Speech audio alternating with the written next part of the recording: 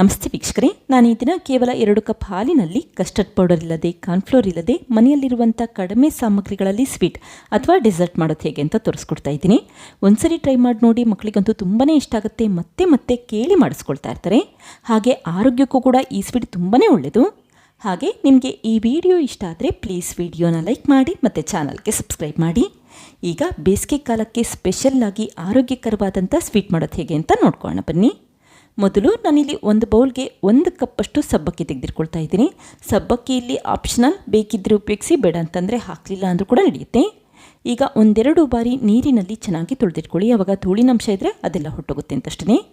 ಈಗ ನಾನಿಲ್ಲಿ ಸಬ್ಬಕ್ಕಿನ ನೆನೆಸ್ಕೊಳ್ತಾ ಇಲ್ಲ, ತಕ್ಷಣವೇ ಬೇಯಿಸೋದು ಹೇಗೆ ಅಂತ ತೋರಿಸ್ಕೊಡ್ತಾ ಇದ್ದೀನಿ.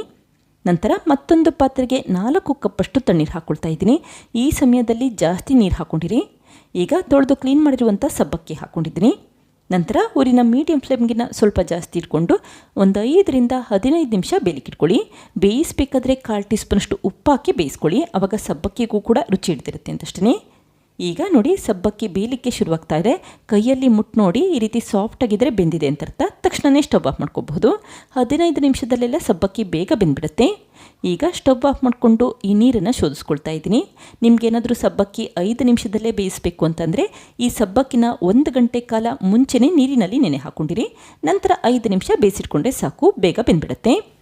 ಈಗ ಈ ಬೇಯಿಸಿಟ್ಟಂಥ ಸಬ್ಬಕ್ಕಿನ 1-2 ಬಾರಿ ತಣ್ಣೀರಿನಲ್ಲಿ ಚೆನ್ನಾಗಿ ತೊಳೆದಿಟ್ಕೊಳ್ಳಿ, ಆವಾಗ ಸಬ್ಬಕ್ಕಿ ಒಂದಕ್ಕೊಂದು ಅಂಟೋದಿಲ್ಲ ಮತ್ತು ಬಿಡಿ ಬಿಡಿ ಆಗುತ್ತೆ ಅಂತಷ್ಟೇ. ಈಗ ತೊಳೆದಿರುವಂಥ ಸಬ್ಬಕ್ಕಿನ ಹಾಗೆ ಎತ್ತಿಟ್ಕೊಳ್ತಾ ಇದ್ದೀನಿ. ನಂತರ ಉಪಯೋಗಿಸ್ಕೊಳ್ಳೋಣ. ಇದೇ ಸಮಯದಲ್ಲಿ ಮತ್ತೊಂದು ಬಟ್ಲಿಗೆ 2 ಟೇಬಲ್ ಸ್ಪೂನಷ್ಟು ಸಬ್ಜಾ ಸೀಡ್ಸ್ ಅಥವಾ ತುಳಸಿ ಬೀಜನ ತೆಗೆದಿಟ್ಕೊಂಡಿದ್ದೀನಿ. ನಂತರ ತಣ್ಣೀರಿನಲ್ಲಿ ಚೆನ್ನಾಗಿ ತೊಳೆದಿಟ್ಕೊಳ್ಳಿ. ಈಗ 4 ಟೇಬಲ್ ಸ್ಪೂನಷ್ಟು ತಣ್ಣೀರನ್ನು ಹಾಕಿ 10 ನಿಮಿಷ ನೆನೆಯಲಿಕ್ಕೆ ಹಾಗೆ ಇಟ್ಟಿದ್ದೀನಿ. ನೋಡಿ, ಈ ರೀತಿ ತುಳಸಿ ಬೀಜ ದಪ್ಪ ಆಗಬೇಕು, ಆವಾಗ ಚೆನ್ನಾಗಿ ನೆಂದಿದೆ ಅಂತ ಅರ್ಥ. ತಕ್ಷಣವೇ ತೆಗೆದಿಟ್ಕೊಳ್ಳಿ. ಈಗ ಮತ್ತೊಂದು ಪ್ಯಾನ್ಗೆ 1 ಟೇಬಲ್ ಸ್ಪೂನಷ್ಟು ತುಪ್ಪ ಹಾಕಿದರೆ ನಾನಿಲ್ಲಿ 8 ಗೋಡಂಬಿ ಹಾಕ್ಕೊಳ್ತಾ ಇದ್ದೀನಿ. ಗೋಡಂಬಿನ ಈ ರೀತಿ ತುಪ್ಪದಲ್ಲಿ ಹುರಿದಿಟ್ಕೊಳ್ಳಿ. ನೋಡಿ, ಸ್ವಲ್ಪ ಬಣ್ಣ ಬದಲಾಗಬೇಕು, ಅಲ್ಲಿವರೆಗೂ ಹುರಿದಿಟ್ಕೊಂಡು ತೆಗೆದಿಟ್ಕೊಳ್ಳಿ. ಗೋಡಂಬಿ ಉಪಯೋಗಿಸೋದು ಆಪ್ಷನಲ್, ಉಪಯೋಗಿಸೋದ್ರಿಂದ ಈ ಸ್ವೀಟ್ ತುಂಬಾ ರುಚಿಯಾಗಿ ಬರುತ್ತೆ. ನಂತರ ಉಳಿದಿರುವಂಥ ತುಪ್ಪಕ್ಕೆ 1 ಕಪ್ಪಷ್ಟು ತುರಿದಿರುವಂಥ ಕ್ಯಾರೆಟ್ ಹಾಕ್ಕೊಂಡಿದ್ದೀನಿ. ಈಗ ಕ್ಯಾರೆಟ್ ಸ್ವಲ್ಪ ಬಣ್ಣ ಬದಲಾಗಬೇಕು ಮತ್ತು ಕ್ಯಾರೆಟಲ್ಲಿರುವಂಥ ಹಸಿ ಸ್ಮೆಲ್ಲೆಲ್ಲ ಹೊರಟೋಗಬೇಕು, ಅಲ್ಲಿವರೆಗೂ ತುಪ್ಪದಲ್ಲಿ ಹುರಿದಿಟ್ಕೊಳ್ಳಿ. ಈಗ 5 ನಿಮಿಷ ಹುರಿದಿಟ್ಕೊಂಡು ತಕ್ಷಣವೇ ಸ್ಟವ್ ಆಫ್ ಮಾಡ್ಕೊಂಡಿದ್ದೀನಿ. ನಂತರ ಮಿಕ್ಸಿ ಜಾರ್ಗೆ ಮೊದಲೇ ತುಪ್ಪದಲ್ಲಿ ಹುರಿದಿಟ್ಟಂಥ ಗೋಡಂಬಿ ಹಾಕಿದರೆ ಈ ಹುರಿದು ತಣ್ಣಗಾಗಿರುವಂಥ ಕ್ಯಾರೆಟ್ ಹಾಕ್ಕೊಂಡಿದ್ದೀನಿ. ಹಾಗೆ 1/4 ಕಪ್ಪಷ್ಟು ಬಿಸಿ ಮಾಡಿ ತಣ್ಣಗಿರುವಂಥ ಹಾಲನ್ನು ಹಾಕಿ ನುಣ್ಣಗೆ ರುಬ್ಬಿಟ್ಕೊಳ್ಳಿ. ನೋಡಿ, ಈಗ ರುಬ್ಬಿರುವಂಥ ಪೇಸ್ಟ್ ರೆಡಿಯಾಗಿದೆ. ಇದನ್ನೀಗ ಮತ್ತೊಂದು ಪಾತ್ರೆಗೆ ಎತ್ತಿಟ್ಕೊಳ್ತಾ ಇದ್ದೀನಿ. ತುಪ್ಪದಲ್ಲಿ ಗೋಡಂಬಿ ಹುರಿದು ಹಾಕೋದ್ರಿಂದ ಈ ಸ್ವೀಟ್ ತುಂಬಾ ರುಚಿಯಾಗಿ ಬರುತ್ತೆ. ಬೇಕಿದ್ದರೆ ಗೋಡಂಬಿ ಉಪಯೋಗಿಸಿ, ಬೇಡ ಅಂತಂದರೆ ಹಾಕಲಿಲ್ಲ ಅಂದರೂ ಕೂಡ ನಡೆಯುತ್ತೆ.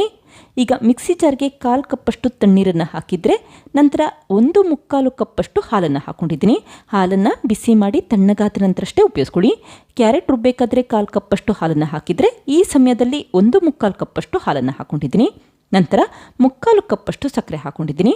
ನಾನಿಲ್ಲಿ ಆರ್ಗ್ಯಾನಿಕ್ ಸಕ್ಕರೆ ಉಪಯೋಗಿಸಿರೋದ್ರಿಂದ ಈ ಬಣ್ಣ ಇದೆ, ನೀವು ಬಿಳಿ ಬಣ್ಣದ ಸಕ್ಕರೆ ಕೂಡ ಉಪಯೋಗಿಸಬಹುದು. ಹಾಗೆ ರುಚಿ ನೋಡಿ, ನಿಮಗೆ ಇನ್ನೂ ಸಿಹಿ ಬೇಕು ಅಂತಂದರೆ ಮತ್ತೆ ಸ್ವಲ್ಪ ಸಕ್ಕರೆ ಹಾಕ್ಕೊಳ್ಳಿ.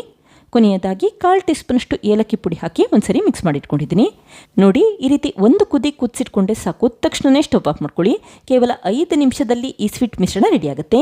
ಹಾಗೆ ನಾನು ಮೊದಲೇ ಹೇಳಿದಾಗೆ ಈ ಸ್ವೀಟ್ ಮಾಡಬೇಕಾದ್ರೆ ಕಾರ್ನ್ಫ್ಲೋರ್ ಆಗಲಿ ಮತ್ತು ಕಸ್ಟರ್ಡ್ ಪೌಡರ್ ಏನೂ ಉಪಯೋಗಿಸೋ ಅವಶ್ಯಕತೆ ಇಲ್ಲ. ಮನೆಯಲ್ಲಿರುವಂಥ ಕ್ಯಾರೆಟ್ ಉಪಯೋಗಿಸ್ಕೊಂಡೇ ಸ್ವೀಟ್ ಮಾಡಬಹುದು. ಸ್ವೀಟ್ ಅಂತೂ ತುಂಬಾ ರುಚಿಯಾಗಿರುತ್ತೆ, ಹಾಗೆ ಆರೋಗ್ಯಕ್ಕೂ ಕೂಡ ಒಳ್ಳೆಯದು. ಈಗ ಈ ಕ್ಯಾರೆಟ್ ಮಿಶ್ರಣದ ಸ್ವೀಟ್ನ ತಣ್ಣಗಾಗಲಿಕ್ಕೆ ಹಾಗೆ ಇಟ್ಟಿದ್ದೀನಿ. ತಣ್ಣಗಾದ ನಂತರ ಮೊದಲೇ ಬೇಯಿಸಿಟ್ಟಂಥ ಸಬ್ಬಕ್ಕಿ ಹಾಕ್ಕೊಳ್ತಾ ಇದ್ದೀನಿ. ನೋಡಿ, ಸಬ್ಬಕ್ಕಿ ಒಂದಕ್ಕೊಂದು ಅಂಟಿಲ್ಲ ಮತ್ತು ಚೆನ್ನಾಗಿ ಬೆಂದಿದೆ. ಹಾಗೆ ಮೊದಲೇ ಹೇಳಿದಾಗೆ ಸಬ್ಬಕ್ಕಿ ಇಲ್ಲಿ ಆಪ್ಷನಲ್, ಬೇಕಿದ್ದರೆ ಉಪಯೋಗಿಸಿ, ಬೇಡ ಅಂತಂದರೆ ಹಾಕಲಿಲ್ಲ ಅಂದರೂ ಕೂಡ ನಡೆಯುತ್ತೆ. ಈಗ ಒಂದ್ಸರಿ ಚೆನ್ನಾಗಿ ಮಿಕ್ಸ್ ಮಾಡ್ಕೊಳ್ತಾ ಇದ್ದೀನಿ. ನೀವು ಹೀಗೆ ಕೂಡ ತಿನ್ನಬಹುದು, ಕ್ಯಾರೆಟ್ ಪಾಯಸಕ್ಕಿಂತ ತುಂಬಾ ರುಚಿಯಾಗಿರುತ್ತೆ. ನಾನಿಲ್ಲಿ ಈ ಮಿಶ್ರಣಕ್ಕೆ ಸ್ವಲ್ಪ ಹಣ್ಣುಗಳನ್ನು ಕೂಡ ಹಾಕ್ಕೊಳ್ತಾ ಇದ್ದೀನಿ, ಆವಾಗ ಫ್ರೂಟ್ ಸಲಾಡ್ ಇರುತ್ತಲ್ಲ ಅದೇ ರೀತಿ ಬರುತ್ತೆ ಅಂತಷ್ಟೇ. ಈಗ ಮಾಡಿಟ್ಟಂಥ ಮಿಶ್ರಣನ ಮತ್ತೊಂದು ಬೌಲ್ಗೆ ಎತ್ತಿಟ್ಕೊಂಡಿದ್ದೀನಿ. ನಂತರ 1 ಪಚ್ಚಬಾಳೆಹಣ್ಣನ್ನು ಸಣ್ಣದಾಗಿ ಹೆಚ್ಚಿ ಹಾಕ್ಕೊಳ್ತಾ ಇದ್ದೀನಿ. ಈ ಸ್ವೀಟ್ ಮಿಶ್ರಣ ತಣ್ಣಗಾದ ನಂತರಷ್ಟೇ ಹಣ್ಣುಗಳನ್ನ ಹಾಕ್ಕೊಳ್ಳಿ. ನಂತರ 1/2 ಕಪ್ಪಷ್ಟು ಪೈನಾಪಲ್ ಹಣ್ಣನ್ನು ಸಣ್ಣದಾಗಿ ಹೆಚ್ಚಿ ಹಾಕ್ಕೊಂಡಿದ್ದೀನಿ. ನಂತರ 2 ಟೇಬಲ್ ಸ್ಪೂನಷ್ಟು ಗೋಡಂಬಿ, 2 ಟೇಬಲ್ ಸ್ಪೂನಷ್ಟು ಬಾದಾಮಿ, ಹಾಗೆ 1 ಟೀ ಸ್ಪೂನಷ್ಟು ಟೂಟಿ ಫ್ರೂಟಿ ಹಾಕ್ಕೊಂಡಿದ್ದೀನಿ. ಟೂಟಿ ಫ್ರೂಟಿ ಮಕ್ಕಳಿಗೆ ಇಷ್ಟ ಆಗುತ್ತೆ ಅಂತಷ್ಟೇ ಉಪಯೋಗಿಸ್ಕೊಂಡಿದ್ದೀನಿ. ಬೇಕಿದ್ದರೆ ಉಪಯೋಗಿಸಿ, ಬೇಡ ಅಂತಂದರೆ ಹಾಕಲಿಲ್ಲ ಅಂದರೂ ಕೂಡ ನಡೆಯುತ್ತೆ. ಈಗ ಮೊದಲೇ ನೆನೆಸಿಟ್ಟಂಥ ಸಬ್ಜಾ ಸೀಡ್ಸ್ ಅಥವಾ ತುಳಸಿ ಬೀಜದ ಮಿಶ್ರಣ ಹಾಕ್ಕೊಂಡಿದ್ದೀನಿ. ಈಗ ಒಂದ್ಸರಿ ಮಿಕ್ಸ್ ಮಾಡಿಟ್ಕೊಳ್ಳಿ. ಹಾಗೆ ನಿಮ್ಮ ಮನೆಯಲ್ಲಿ ಯಾವ ರೀತಿ ಹಣ್ಣುಗಳಿರುತ್ತೆ ಅದನ್ನೆಲ್ಲ ಉಪಯೋಗಿಸಬಹುದು. ಸಪೋಟ, ಪಪ್ಪಾಯ, ದ್ರಾಕ್ಷಿ ಮತ್ತು ದಾಳಿಂಬೆ ಹಣ್ಣನ್ನು ಕೂಡ ಉಪಯೋಗಿಸಬಹುದು. ನಾನಿಲ್ಲಿ ಕೇವಲ 2 ಹಣ್ಣುಗಳನ್ನಷ್ಟೇ ಉಪಯೋಗಿಸ್ಕೊಂಡಿದ್ದೀನಿ. ಈಗ ಕೊನೆಯದಾಗಿ ಸ್ವಲ್ಪ ಟೂಟಿ ಫ್ರೂಟಿ ಮತ್ತು ಚೆರಿಯಿಂದ ಡೆಕೋರೇಟ್ ಮಾಡಿಟ್ಕೊಂಡಿದ್ದೀನಿ. ಆವಾಗ ನೋಡಲಿಕ್ಕೆ ಇನ್ನೂ ಚೆನ್ನಾಗಿ ಕಾಣುತ್ತೆ ಅಂತಷ್ಟೇ. ಈಗ ಲಿಡ್ ಕ್ಲೋಸ್ ಮಾಡಿ 10 ರಿಂದ 15 ನಿಮಿಷ ಫ್ರಿಜ್ಜಲ್ಲಿ ತಣ್ಣಗಾಗೋವರೆಗೂ ಹಾಗೆ ಇಟ್ಬಿಡಿ. ಈಗ ನೋಡಿ 10 ನಿಮಿಷ ಆಗಿದೆ, ಫ್ರಿಜ್ಜಿಂದ ತೆಗೆದಿಟ್ಕೊಂಡಿದ್ದೀನಿ. ನೋಡಿ ಸ್ವೀಟ್ ಮಿಶ್ರಣ ಕೂಡ ಗಟ್ಟಿಯಾಗಿದೆ. ನಿಧಾನಕ್ಕೆ ಗ್ಲಾಸ್ಗಳಿಗೆ ಹಾಕಿ ಸರ್ವ್ ಮಾಡ್ಕೊಳ್ತಾ ಇದ್ದೀನಿ. ಈ ರೀತಿ ಒಂದ್ಸರಿ ಸ್ವೀಟ್ ಅಥವಾ ಡೆಸರ್ಟ್ ಮಾಡಿ ನೋಡಿ, ಮಕ್ಕಳಿಗಂತೂ ತುಂಬಾ ಇಷ್ಟ ಆಗುತ್ತೆ. ಮತ್ತೆ ಮತ್ತೆ ಕೇಳಿ ಮಾಡಿಸ್ಕೊಳ್ತಾ ಇರ್ತಾರೆ. ಮಕ್ಕಳಿಗೇನಾದರೂ ಕ್ಯಾರೆಟ್ ಇಷ್ಟ ಆಗೋಲ್ಲ ಅಂತಂದರೆ ಈ ರೀತಿ ಸ್ವೀಟ್ ಮಾಡಿಕೊಡಿ. ಖಂಡಿತ ಕ್ಯಾರೆಟ್ ಹಾಕಿದ್ದೀರಾ ಅಂತ ಗೊತ್ತಾಗೋದಿಲ್ಲ, ಅಷ್ಟು ರುಚಿಯಾಗಿರುತ್ತೆ. ಕೊನೆಯದಾಗಿ ಸ್ವಲ್ಪ ಚೆರ್ರಿ, ಕಟ್ ಮಾಡಿರುವಂಥ ಗೋಡಂಬಿ, ಬಾದಾಮಿ ಮತ್ತು ಟೂಟಿ ಫ್ರೂಟಿಯಿಂದ ಡೆಕೋರೇಟ್ ಮಾಡಿಟ್ಕೊಂಡಿದ್ದೀನಿ. ಆವಾಗ ನೋಡಲಿಕ್ಕೆ ಇನ್ನೂ ಚೆನ್ನಾಗಿ ಕಾಣುತ್ತೆ ಅಂತಷ್ಟೇ. ಈಗ ನೋಡಿ ಸ್ವೀಟ್ ರೆಡಿಯಾಗಿದೆ. ನೋಡಲಿಕ್ಕೂ ಕೂಡ ಚೆನ್ನಾಗಿರುತ್ತೆ, ತಿನ್ನಲಿಕ್ಕಂತೂ ತುಂಬಾ ರುಚಿಯಾಗಿರುತ್ತೆ. ನಾನಿಲ್ಲಿ ಯಾವುದೇ ರೀತಿ ಕಸ್ಟರ್ಡ್ ಪೌಡರ್, ಕಾರ್ನ್ಫ್ಲೋರ್ ಏನೂ ಉಪಯೋಗಿಸಿಲ್ಲ. ಆದರೂ ಸ್ವೀಟ್ ಅಂತೂ ತುಂಬಾ ರುಚಿಯಾಗಿರುತ್ತೆ. ಒಂದ್ಸರಿ ಟ್ರೈ ಮಾಡಿ ನೋಡಿ, ಖಂಡಿತ ಮತ್ತೆ ಮಾಡ್ತೀರಾ. ನೋಡಿದ್ರಲ್ಲ ಫ್ರೆಂಡ್ಸ್, ಎಷ್ಟು ಸುಲಭವಾಗಿ ಕೇವಲ 2 ಕಪ್ಪಷ್ಟು ಹಾಲಿನಲ್ಲಿ ಸ್ವೀಟ್ ಅಥವಾ ಡೆಸರ್ಟ್ ಯಾವ ರೀತಿ ಮಾಡಿದೆ ಅಂತ ಗೊತ್ತಾಯ್ತಲ್ವಾ.